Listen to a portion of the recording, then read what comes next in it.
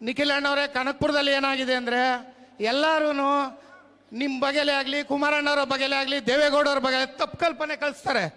ನೀವು ಇಲ್ಲಿಂದ ಮಾಡಿ ಲಾಸ್ಟಲ್ಲಿ ಕೈ ಬಿಡ್ತಾರೆ ಅಂತ ಜನ ಹೇಳೋದು ಅದನ್ನೇ. ಆ ಥರನ ನೀವು ಹುಸಿಗೊಳಿಸ್ಬೇಕು. ಕನಕಪುರಕ್ಕೆ ನೀವು ತಿಂಗಳಿಗೊಂದ್ಸಾರಿ ಅಲ್ಲಿ ಮದುವೆ ಆಗಲಿ, ಏನೇ ಸಮಾರಂಭ ಆಗಲಿ, ನೀವು ಭೇಟಿ ಕೊಟ್ಟು ಕನಕಪುರದಲ್ಲಿ ನಿಮ್ಮ ಹೆಸರನ್ನ ಕನಕಪುರದಲ್ಲಿ ನೆಕ್ಸ್ಟ್ ವಿಧಾನಸಭೆಗೆ ನಾವು ನಿಮ್ಮನ್ನೇ ನಿಲ್ಲಿಸ್ತೀವಿ. ಬೇಕಿದ್ರೆ ಅಲ್ಲಿ 3 ಕಡೆ ಏನ್ ಸೋಲ್ತವ್ರೆ, ಕನಕಪುರದಲ್ಲಿ ನಿಮ್ಮನ್ನ ಗೆಲ್ತೀವಿ. DK ಶಿವಕುಮಾರ್ ಎಂತ ಹುಲಿ ಆಗ್ಲಿ, ನಾವು ನಿಮ್ಮಿಂದ ನೇತಾರರಾಗಿ ಗೆಲ್ತೀವಿ. ಕನಕಪುರಕ್ಕೆ ಬಂದು ನಿಂತ್ಕೊಳ್ಳಿ. ನೀವೇನಾರ ಸೋತ್ ಬಿಟ್ರೆ ನಾವ್ ಯಾರು ವೇದಿಕೆ ಮೇಲೆ ಬರಲ್ಲ. ಕನಕಪುರಕ್ಕೆ ಬಂದು ನಿಂತ್ಕೊಳ್ಳಿ. ಅವ್ರು ಎಂತ ದೊಡ್ಡವ್ರು ಇರ್ಲಿ, ಅವ್ರು ಎಷ್ಟೇ ದುಡ್ಡು ತರ್ಲಿ, ನಿಮ್ನ ಗೆಲ್ಸ್ಲಿಲ್ಲ ಅಂದ್ರೆ ನಾವ್ ಯಾರು ಮುಖಂಡರುಗಳು ನಿಮ್ ಮುಂದೆ, ನಿಮ್ ಮನೆ ಮುಂದೆನೂ ಬರಲ್ಲ, ಈ ವೇದಿಕೆ ಮೇಲೆ ಬರಲ್ಲ. ನಾವು JDS ಅವರಲ್ಲ. ಮುಂದಿನ ಚುನಾವಣೆಯನ್ನ ಗುರಿಯಾಗಿಟ್ಕೊಂಡು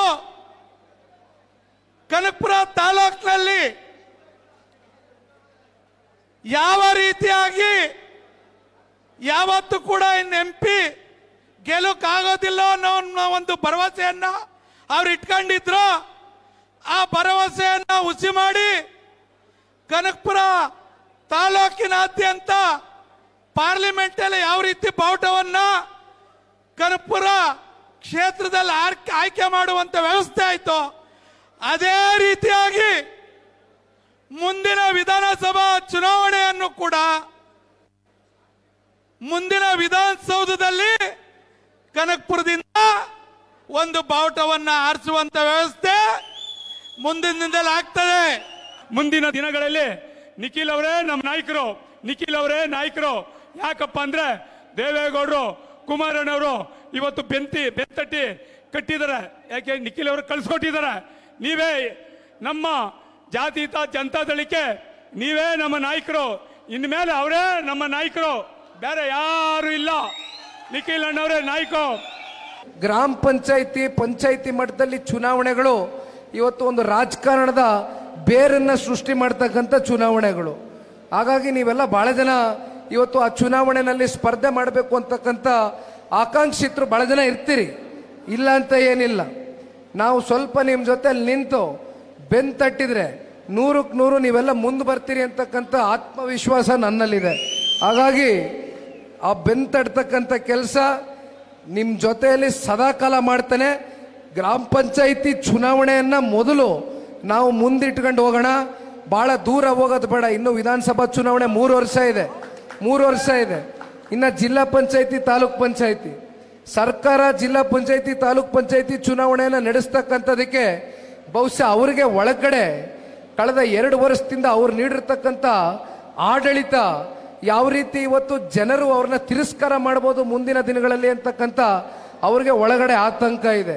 ಕೋರ್ಟು ಚೀಮಾರಿ ಹಾಕಿದೆ, ಚುನಾವಣೆ ಮಾಡಿ ಅಂತ ಇದೆ ಕೋರ್ಟು. ಆದರೂ ಕೂಡ ಸರ್ಕಾರ ಇವತ್ತು ZPTP ಚುನಾವಣೆ ಡೇಟ್ ನಿಗದಿ ಮಾಡ್ತಕ್ಕಂಥದಕ್ಕೆ ಇನ್ನೂ ಕೂಡ ಮೀನಮೇಷ ಎಣಿಸ್ತಾ ಇದ್ದಾರೆ. ಅಂದ್ರೆ ಬಹುಶಃ ಅವರಲ್ಲಿ ಏನೋ ಒಂದು ಆತ್ಮವಿಶ್ವಾಸದ ಒಂದು ಕೊರತೆ ಎದ್ದು ಕಾಣ್ತಾ ಇದೆ ಅಂತಕ್ಕಂಥದ್ದು ಇದು ಬಹಳ ಸ್ಪಷ್ಟವಾಗಿ ಕಾಣ್ತದೆ. ಇದು ದೇವೇಗೌಡರ ಕುಟುಂಬ ಎಂದೂ ಕೂಡ ರಾಜಕೀಯವಾಗಿ ಸೋಲು ಏಳು ಬೀಳು ಎಲ್ಲವನ್ನ ನೋಡಿದ್ದೇವೆ. ನಾವು ಸೋತ್ವಿ ಅನ್ ಮಾತ್ರಕ್ಕೆ ಎದುರ್ಕೊಂಡು ಮನೆಯಲ್ಲಿ ಸೇರ್ಕೊಳ್ತಕ್ಕಂಥ ಜಾಯಮಾನ ನಂದಂತೂ ಅಲ್ಲ. ನಾನು ಬಹಳ ಸ್ಪಷ್ಟವಾಗಿ ಹೇಳ್ತೇನೆ. ಇದೇ 2019ರ ಲೋಕಸಭಾ ಚುನಾವಣೆಯಲ್ಲಿ ಆಗಿನ್ನೂ ನನಗೆ ವಯಸ್ಸು ಚಿಕ್ಕದು. ನಮ್ಮ ಪಕ್ಷದಲ್ಲಿ 7ಕ್ಕೆ 7 ಜನ ಶಾಸಕ ಮಿತ್ರರು ಗೆದ್ದಿದ್ರು. ಕುಮಾರಣ್ಣ ಅವರು ರಾಜ್ಯದ ಮುಖ್ಯಮಂತ್ರಿ ಆಗಿದ್ರು. ಪಾಪ ಇವತ್ತಿನ ಕಾಂಗ್ರೆಸ್ನ ಪಕ್ಷ ನಮ್ಮ ಜೊತೆ ಸಮ್ಮಿಶ್ರ ಸರ್ಕಾರದಲ್ಲಿದ್ರು ಹೇಳ್ಕೊಳ್ಳೋದಕ್ಕೆ. ಆದರೆ ಅವತ್ತು ನನ್ನ ಸೋಲಿಗೆ ಕಾರಣ ಯಾರಾದರೂ ಅವತ್ತು ಕಾಂಗ್ರೆಸ್ ಜೊತೆಲಿದ್ದು ಬೆನ್ನಕ್ಕೆ ಚೂರಿ ಚುಚ್ಚಿದ್ರು. ಮತ್ತು ರಾಮನಗರಕ್ಕೆ ಬರ್ತೀನಿ.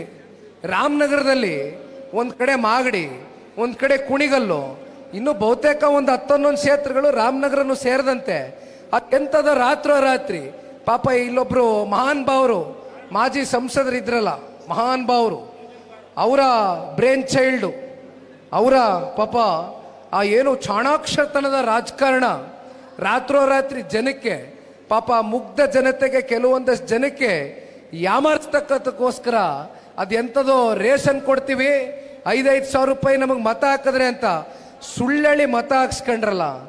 ನಾಚಿಕೆ ಆಗೋದಿಲ್ವ? ಕೊನೆಗೆ ಪಾಪ ಅದೇನು ಕಾರ್ಡ್ಗಳನ್ನ ತಗೊಂಡು ಇಟ್ಕೊಂಡಿದ್ರು ಅವ್ರಿಗೆ 5,000 ರೂಪಾಯಿ ದೊಡ್ಡದು, ನಾನು ತಪ್ಪು ಅಂತ ಹೇಳೋದಿಲ್ಲ. ಕೆಲವೊಂದಷ್ಟು ಸಮಾಜಗಳು ಇವತ್ತಿಗೂ ಕೂಡ ನಮ್ಮ ರಾಜ್ಯ ಇಷ್ಟು ದೊಡ್ಡ ಮಟ್ಟದಲ್ಲಿ ಏನೊಂದು ದೊಡ್ಡ ಸ್ಥಾನದಲ್ಲಿ ಇರ್ತಕ್ಕಂಥ ರಾಜ್ಯ ಬಹಳ ವೇಗ ಕಂಡಿದೆ.